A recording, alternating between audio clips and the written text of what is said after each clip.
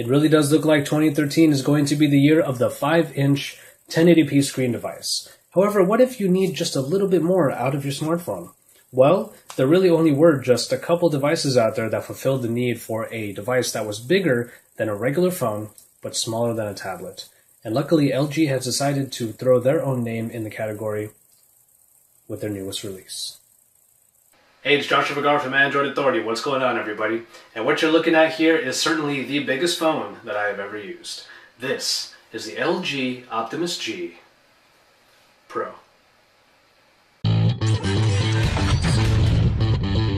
This is by far the largest smartphone that LG has ever put out, and that does come with a number of expected aspects. The Optimus G Pro comes with a 5.5-inch screen that makes the entire form factor almost 6 inches tall, and it is just about as thick as the Samsung Galaxy Note 2 at 9.4mm. The buttons on the LG are pretty typical, with the power button on the right opposite the volume rockers. You get the home button on the face of the phone flanked by back and menu buttons. It even has an LED rim around the home button for notifications. A 2.1 megapixel front-facing camera is up top. The main addition here is the inclusion of a Q button at the very top left of the device for programming a specific shortcut. Coming around the back, you have the 13 megapixel camera surrounded by a flash diode, a speaker, and LG's typical but beautiful crystal reflection pattern. The only other feature of the back cover that is probably most important is the fact that it can be removed. We'll get to the bits underneath, but calm your nerves. The Optimus G Pro is capable of expandable memory and the battery is replaceable. Oh, and yes, there is an antenna also, a long one, so yeah, there's that. If you still find it difficult to handle a phone larger than 4.7 inches on the screen, then making the leap to 5.5 inches is going to be a bit of a stretch. Quite literally too, you will be stretching your hand to get around the body of the Optimus G Pro. The button layout isn't completely practical as the power and volume buttons land above where the fingers would land on the phone, not to mention the faraway Q button. While the flat sides do lend to some ease in the grip, the plastic feel reminiscent of Samsung phones makes this a very slippery phone. This is definitely a phone made for two-hand operations, and if you try too hard with just one hand, the Optimus G Pro can just slip right out. I've only gotten used to 5-inch devices recently, and I have never owned a Galaxy Note, so this is definitely a foreign handle for me. As much as a big screen might be awesome, I'm not entirely convinced that this is the kind of device for me. But if you are already used to note-sized proportions, then you should feel right at home with the feel and look of the Optimus G Pro. And it is that screen that helps bring the main appeal for LG's biggest device. This true HD IPS screen is 5.5 inches and sports a 1080p resolution. The higher resolution does benefit from the larger screen size, making viewing videos and gaming all really fun. Pixel density comes in at 401 ppi, which is a bit of a mid-range value considering the lower performing screens and then the more dense 441 ppi screens from the likes of the Droid DNA and the Oppo Find 5. The difference is pretty negligible, however, so the sharpness is still very good. Despite not really being a fan of such an immense phone, I do admit that the bigger screen is quite fun. Videos look great, especially when formatted for the full HD resolution. Go and get an HD game and you'll see it perform greatly as well. The display also has numerous viewing angles that showcase its prowess. At pretty much any angle, the display still looks good and elements on the screen remain legible. Underneath that enormous screen is one of the more advanced processing packages we should start to see these days. In an upgrade from the S4 Pro, the Optimus G Pro is packing the Snapdragon 600 CPU that clocks in at a great 1.7 GHz. Now we all know and love the Adreno 320 graphics processor that is included, and then finally there are 2 GB of RAM. Benchmark tests show that the Optimus G Pro sits among the best, and TuTu Benchmark brings in a score of just under 19,000, which might have been a result of the larger screen and its pretty immense demand for power. Epic Citadel then gave the graphics processing package its stamp of approval with a wonderful rating of 57.2 average frames per second. Thus, this is LG's biggest effort in performance, and it definitely shows in the user interface and in the experience. So the numbers don't lie. This is definitely a beast in more ways than one. Otherwise, you do get the usual bevy of bells and whistles.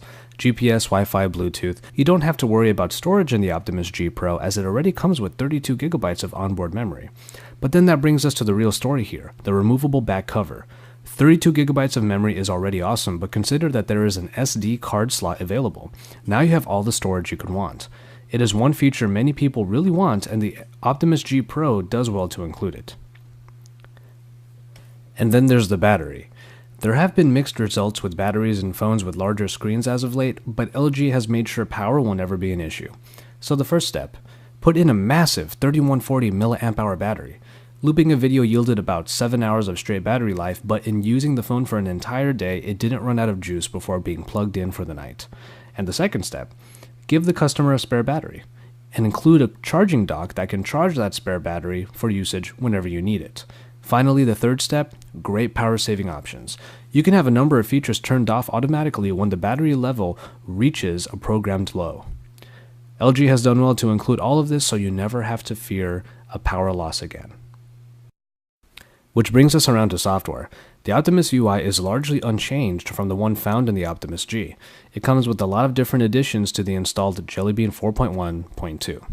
Most notable of all of these are the Q apps. A couple of them include Q-Slide, which is a multitasking feature that allows for a number of small apps to overlay whatever you are already working on. This includes videos, memos, or even calendars. Also, there is Q-Memo, which is a neat feature that takes a quick, editable screenshot of what you are looking at. Write all over it or highlight key areas. Now, these are only a couple of the multitude of additions LG has put into their user interface. And speaking of which, the Optimus UI happens to be one of my favorite third-party UIs. It is one of the most customizable, which allows changes to the lock screen in its unlock design or programmed icons, and even has the inclusion of swipe effects and color schemes for the home screens. Its style is simplistic and elegant, but there are so many elements involved that the Optimus UI feels like the whole package. As I mentioned before, this is a phone made for two hands. There are tools, however, that help one-handed operations. For example, the keyboards or dial pads can be shrunken down and moved to either side of the screen for one hand to perform those tasks.